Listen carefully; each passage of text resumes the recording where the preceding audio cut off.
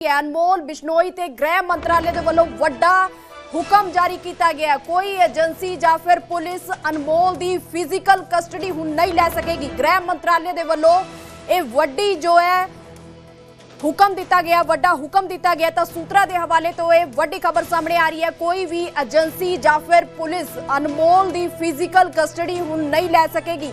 1 साल के लिए जे किसी ने पुछगिछ करनी है तो तिहाड़ जेल जाना होगा।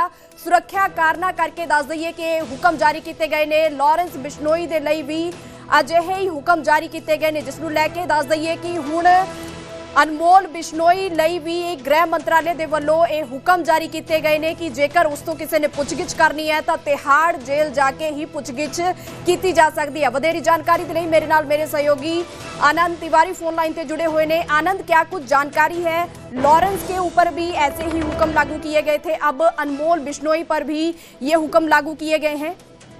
देखिए, जो सूत्रों से जानकारी मिल रही है कि आज जब एनआईए ने अनमोल बिश्नोई को पटियाला हाउस कोर्ट में पेश किया था तो उसको न्यायिक हिरासत में भेज दिया था। उसकी फर्दर कस्टडी नहीं मांगी थी और उसके बाद अब जो जानकारी आ रही है कि गृह मंत्रालय ने एक आदेश जारी किया है बीएनएसएस की धारा 303 के तहत, जिसमें कि अब 1 साल तक अनमोल बिश्नोई की जो कस्टडी है वो कोई भी राज्य की पुलिस नहीं ले सकती है।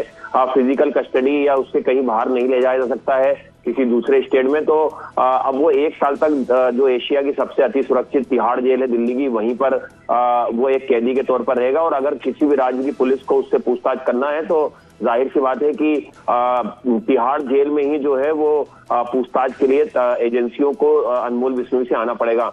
इससे सीधे तौर पर आप इसके मायने निकाल सकती हैं कि जो सिद्धू मूसेवाला केस था उसमें मानसा पुलिस ने जो चार्जशीट दाखिल करी थी उसमें अनमोल बिश्नोई भी आरोपी है। तो पंजाब पुलिस भी कोर्ट के जरिए अनमोल बिश्नोई से आप तिहाड़ जेल में पूछताछ कर सकती है। इसके अलावा बाबा सिद्दीकी हत्याकांड में भी जो मुंबई पुलिस है उसने अनमोल बिश्नोई को चार्जशीट किया है, तो मुंबई पुलिस की टीम भी ये कयास लगा जा रहा है कि कोर्ट के जरिए ही अनमोल बिश्नोई से अब तिहाड़ जेल में पूछताछ करने आएगी। आनंद, हम ये भी जानना चाहेंगे कि जैसे अनमोल बिश्नोई के ऊपर अलग अलग राज्यों में केस दर्ज हैं, तो वो जांच करने के लिए उनकी कस्टडी के लिए कोई भी जांच प्रभावित नहीं होगी, क्योंकि अब जो हुक्म जारी किए गए हैं वो है कि तिहाड़ जेल में जाकर ही कोई भी पूछताछ कर सकेगा, कोई फिजिकल कस्टडी नहीं है।